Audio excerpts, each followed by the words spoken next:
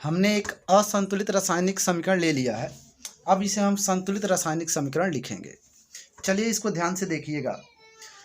यहाँ पे हम सबसे पहले LHS पर नज़र डालते हैं तो यहाँ पे आप देख पा रहे हैं Fe है और यहाँ पे H2O है, यानी फेरस का जल से अभिक्रिया कराने पर यहाँ पे Fe3O4 प्लस H2O प्राप्त हुआ है। तो इसके संतुलित करने का मैं आप लोगों को ट्रिक बताता हूँ। जैसा कि यहाँ पे देख रहे हैं Fe एक ग्रुप का है जो सिंगल है, तो यहाँ पे एक ऐसे ग्रुप बना लेंगे Fe का। इसमें जो परमाणुओं की संख्या होगी उसे हम लिख लेंगे। जैसे Fe में परमाणुओं की संख्या 1 है तो हम लिखेंगे यहाँ पे 1। और यहाँ से देखिएगा H2O जो है कि एक ग्रुप का है, मतलब जल का एक ग्रुप है इसमें, इसलिए हम इसे लिखेंगे H के परमाणुओं की संख्या 2 है तो लिखेंगे 2। और ऑक्सीजन के परमाणुओं की संख्या यहाँ पे 1 है तो लिखेंगे यहाँ पे 1। चूँकि ये एक ही समूह के है इसलिए हम इसे ब्रैकेट में घेर देंगे।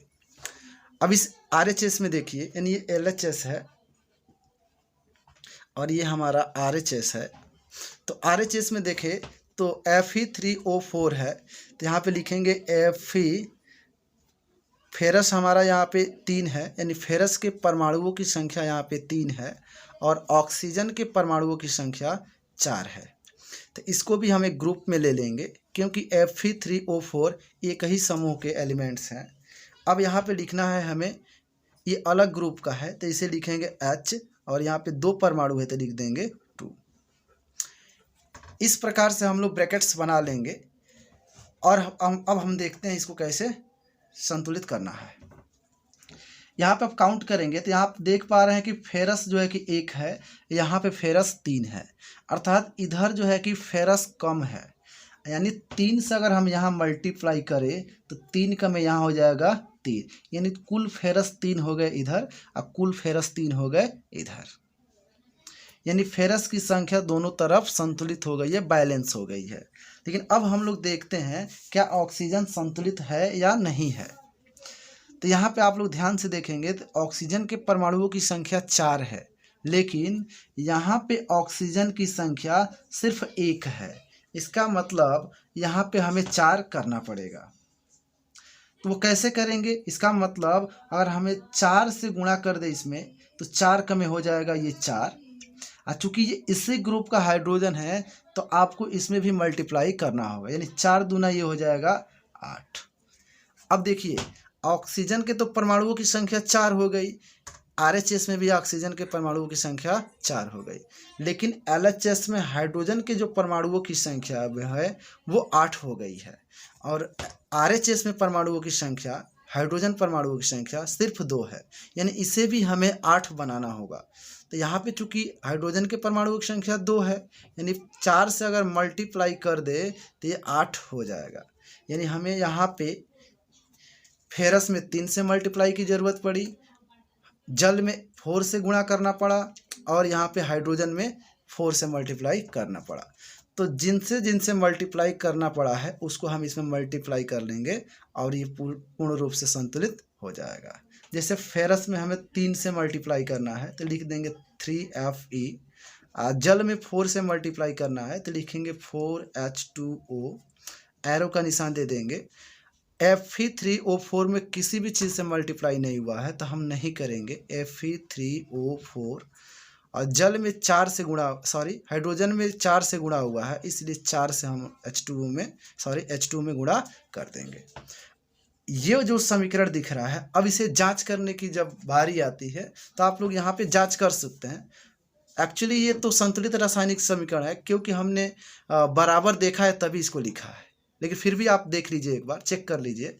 आप देखिए 3 फेरस यहाँ पे है, 3 फेरस यहाँ पे भी है। यहाँ देखिए जब ऐसे यहाँ पे लिखने का अर्थ ये होता है ना, इसका इसमें मल्टीप्लाई हो जाता है। जैसे 4 दूना 8, यानी हाइड्रोजन की संख्या 8 हो गई।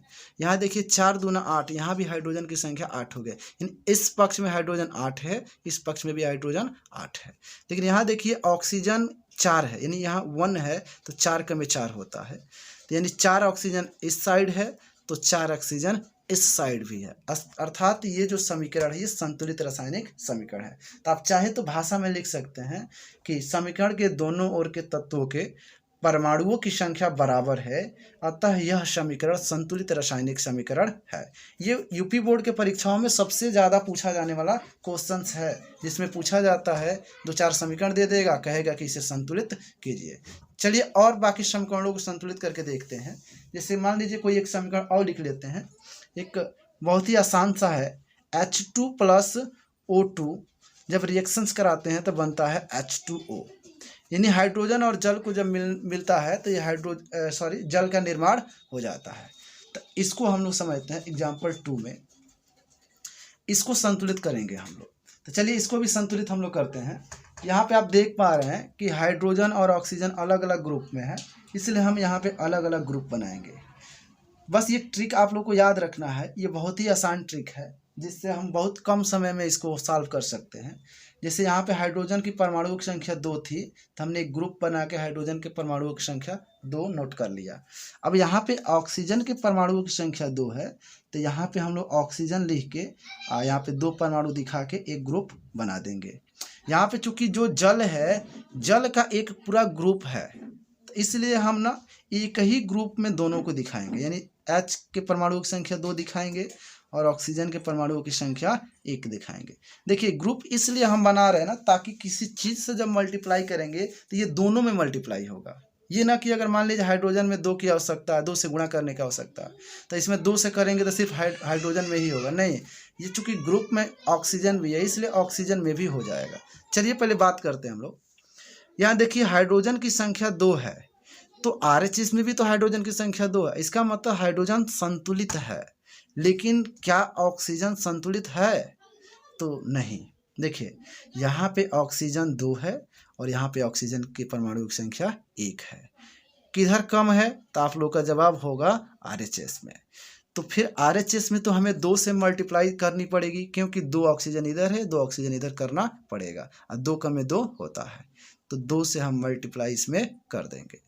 तो यही तो अब ये बोल रहे थे कि 2 से मल्टीप्लाई होने का मतलब ये नहीं है कि सिर्फ ऑक्सीजन में होगा, क्योंकि ये ग्रुप में है इसलिए 2 का मल्टीप्लाई इसमें भी होगा, 2 का मल्टीप्लाई इसमें भी होगा। ये हो जाएगा 2 दूना 4, ये 2 कम में 2।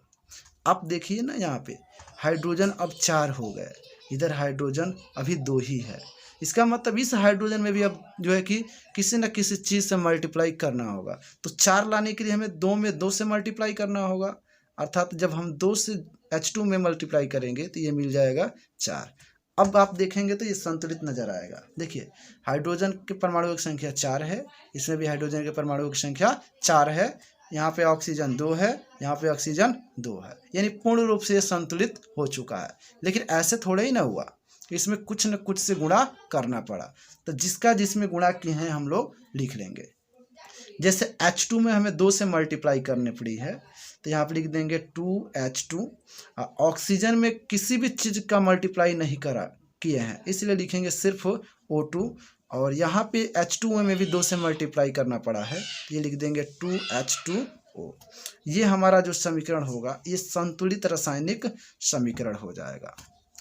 ऐसे ही बाकी बहुत सारे एग्जाम्पल्स है जो एग्जाम्स में पूछे जाते हैं। चलिए एक एग्जाम्पल्स और कराते हैं जिससे ये पूरा कंफर्म हो जाए आप लोगों का। तो चलिए एक एग्जाम्पल्स और ले लेते हैं। तो हमारा जो अगला एग्जाम्पल्स होगा वो होगा Na+H2O की जब अभिक्रिया कराते हैं तो ये प्राप्त होता है NaOH+H2। अब इसे हमें संतुलित करना, एग्जाम्पल नंबर 3 हो जाएगा ये। चलिए इसको भी संतुलित करते हैं। इस ट्रिक का प्रयोग कीजिए आप लोग, बहुत जल्दी आप कर पाएंगे। जैसे यहाँ पे देखिए सोडियम लिखिए, सोडियम के परमाणु की संख्या 1 है तो 1 लिखिए। इस जल वाले जो है कि ग्रुप्स को लिखिए, तो यहाँ पे हो जाएगा हाइड्रोजन के परमाणु की संख्या 2 है तो 2 लिखेंगे, ऑक्सीजन के परमाणुओं की संख्या 1 है तो 1 लिखेंगे। इसको भी आप ऐसे बना लीजिए। फिर यहाँ पे देखिए RHS वाले में तो सोडियम 1 है और ऑक्सीजन भी 1 है और हाइड्रोजन भी 1 है। लेकिन ये देखिए 3 एलिमेंट्स का ग्रुप है, तो हम ऐसे 3 एलिमेंट्स का ग्रुप बनाएंगे। फिर जो है कि H2 का एक अलग ग्रुप है, इसलिए हाइड्रोजन का 2 परमाणु दिखा के एक अलग सा ग्रुप बनाएंगे। ये सारे ग्रुपिंग्स हो चुकी है, अब हमें बस संतुलित असंतुलित देखना है। यहाँ पे देखिए सोडियम की संख्या 1 है, यहाँ सोडियम के परमाणुओं की संख्या भी 1 ही है, अर्थात ये सोडियम संतुलित है। अब देखिए हाइड्रोजन, यहाँ हाइड्रोजन की संख्या 2 है, जबकि यहाँ पे हाइड्रोजन की संख्या 2, यहाँ पे 1, यहाँ पे 2 और 1 3 है, अर्थात इधर 3 है इधर 2 है।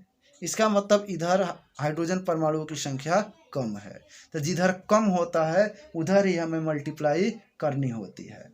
तो चलिए हम लोग कर देते हैं, यानी अगर हम 2 से यहाँ पे मल्टीप्लाई करते हैं तो यहाँ से हाइड्रोजन की संख्या जो होगी 2 दूना 4 हो जाएगा और ऑक्सीजन की संख्या 2 कम में 2 हो जाएगी। क्या अब देखते हैं अब संतुलित हुआ?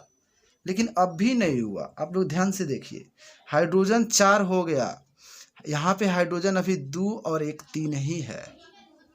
इसका मतलब ये है कि इस हाइड्रोजन में अगर 2 से मल्टीप्लाई कर देते ना तो 2 और 2 4 हो जाता।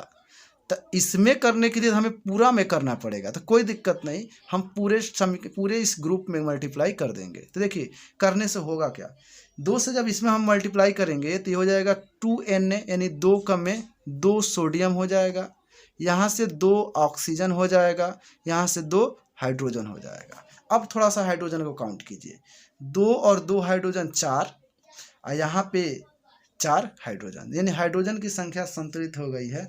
लेकिन हाइड्रोजन के चक्कर में बहुत सारे एलिमेंट्स की परमाणुओं की संख्या बिगड़ गई है। जैसे देखिए ना, सोडियम यहाँ 1 है, अब सोडियम यहाँ 2 हो गया। तो कोई बात नहीं, इधर 2 से मल्टीप्लाई कर दीजिए, 2 कम में 2, इधर भी 2 सोडियम हो चुके हैं। अब एक चीज़ और बच गया, ऑक्सीजन। क्या ऑक्सीजन बराबर है? हाँ बिल्कुल बराबर है। यहाँ पे ऑक्सीजन की संख्या 2 है, यहाँ भी ऑक्सीजन की संख्या 2 है, अर्थात अब ये जो पूरा समीकरण है वो संतुलित हो सकता है इन चीज़ों के मल्टीप्लिकेशन से। चलिए कर लेते हैं, फटाक से इसको सॉल्व करते हैं। जैसे सोडियम में हमें 2 का मल्टीप्लाई करना होगा तो कर देंगे 2Na, जल में 2 से मल्टीप्लाई करना है तो H2O, और इसमें NaOH में भी 2 से मल्टीप्लाई करना होगा तो NaOH, और जल में हाइड्रोजन में किसी भी चीज़ से मल्टीप्लाई नहीं होगा। यह हमारा जो है संतुलित रासायनिक समीकरण है। इस प्रकार से बहुत सारे एग्जाम्पल्स है, आप लोग जो है कि सॉल्व कीजिए। और कोई परेशानी होती है, अगर संतुलित करने का ढंग नहीं आता है समीकरणों को, तो आप लोग कमेंट कीजिए, उसका एक और सा ट्रिक जरूर बताया जाएगा। Thank you.